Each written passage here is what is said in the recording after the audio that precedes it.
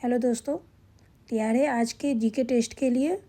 Total 20 GK होंगे जिसमें आपको 70 प्लस लाना है। अगर आप 70 प्लस ले आते हो तो आपकी तैयारी बहुत अच्छी है, ठीक है। और अपना स्कोर वीडियो के अंत में ज़रूर बताइएगा। चलते पहले प्रश्न पे आते हैं। पहला प्रश्न है, किसके शासनकाल में प्रथम चीनी यात्री भारत में आया था? किसके शासनकाल में प्रथम चीनी यात्री भारत में आया था? तो याद रखिए, चंद्रगुप्त द्वितीय के समय आया था भारत। ऑप्शन डी सही है। अगले प्रश्न पे आते हैं। सिख समुदाय के अंतिम गुरु थे, कौन थे? सिख समुदाय के अंतिम गुरु कौन थे? तो याद रखिए, गुरु गोविंद सिंह थे। ऑप्शन सी सही है। अगला प्रश्न, ताजमहल की डिजाइन तैयार करने वाला वास्तुकार कौन था? ताजमहल का डिजाइन करने वाला वास्तुकार कौन था? ताजमहल का डिजाइन किसने तैयार किया था? तो उस्ताद ईसा ने किया था। ऑप्शन बी सही है। आगे बढ़ते हैं। कुतुब मीनार के पास स्थित लौह स्तंभ किस राजा ने बनवाया था? किस राजा ने बनवाया था? तो याद रखिए, चंद्रगुप्त द्वितीय ने बनवाया था। ऑप्शन ए सही है। अगला प्रश्न,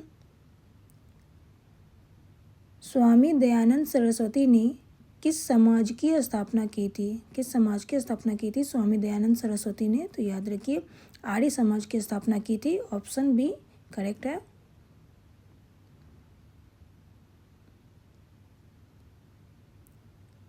निम्नलिखित में से किसने इबादत खाना बनाया था? किसने बनाया था इबादत खाना? तो याद रखिए, अकबर ने बनवाया था। ऑप्शन ए सही है। आते अगले प्रश्न पे। टीपू सुल्तान कहाँ का शासक था? कहाँ का शासक था टीपू सुल्तान? तो यह शासक था मैसूर का। ऑप्शन सी सही है।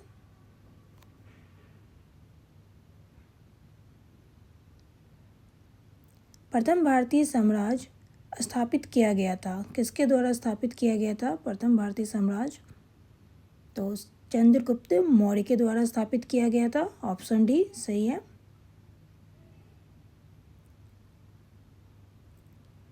निम्नलिखित में से कौन भारत के प्रथम कानून मंत्री थे? कौन थे? डॉक्टर बी आर अम्बेडकर थे प्रथम कानून मंत्री। ऑप्शन डी सही है। निम्नलिखित में से कौन संविधान सभा का संवैधानिक सलाहकार था? कौन संविधान सभा का संवैधानिक सलाहकार था? तो याद रखिए, बी एन राव थे संविधान सभा का संवैधानिक सलाहकार। ऑप्शन सी सही है। पृथ्वी पर दिन और रात होते हैं, किसके कारण होते हैं पृथ्वी पर दिन रात? दैनिक गति के कारण होते हैं। ऑप्शन ए सही है।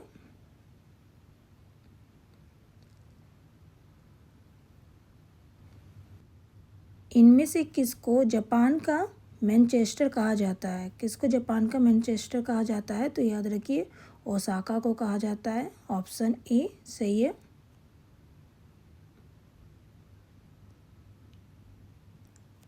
अठारह के गदर के समय भारत का गवर्नर जनरल कौन था? लॉर्ड कैनिंग थे। ऑप्शन ए सही है।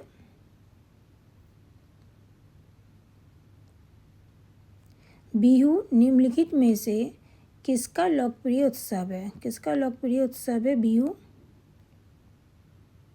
तो बिहू है असम का लोकप्रिय उत्सव। ऑप्शन बी सही है। आगे बढ़ते हैं। विवेकानंद रॉक मेमोरियल कहाँ स्थित है? कहाँ स्थित है विवेकानंद रॉक मेमोरियल? कहाँ स्थित है? तो याद रखिए, यह स्थित है तमिलनाडु में। ऑप्शन डी सही है। अगले प्रश्न पे आते हैं। किसने सबसे पहले भगवत गीता का अंग्रेजी में अनुवाद किया था? किसने सबसे पहले भगवत गीता का अंग्रेजी में अनुवाद किया था? तो याद रखिए, चार्ल्स विल्किंस ने अंग्रेजी में अनुवाद किया था भगवत गीता का। ऑप्शन बी सही है। प्राचीन शहर तक्षशिला निम्नलिखित में से किसके बीच स्थित है? किसके बीच स्थित है तक्षशिला? तो सिंधु और झेलम के बीच स्थित है। ऑप्शन ए सही है। आगे बढ़ते हैं। शांति निकेतन की स्थापना किसने की? किसने की थी शांति निकेतन की स्थापना? रविंद्रनाथ टैगोर ने की थी शांति निकेतन की स्थापना। ऑप्शन सी सही है। किसने 1893 में गणपति उत्सव शुरू किया और इस तरह इसे राष्ट्रीय स्वरूप दिया? किसने शुरू किया था गणपति उत्सव? तो लोकमान्य तिलक ने शुरू किया था। आगे बढ़ते हैं। निम्नलिखित में से किसके लिए अहमदाबाद सत्याग्रह शुरू किया गया था? किसके लिए अहमदाबाद सत्याग्रह शुरू किया गया था?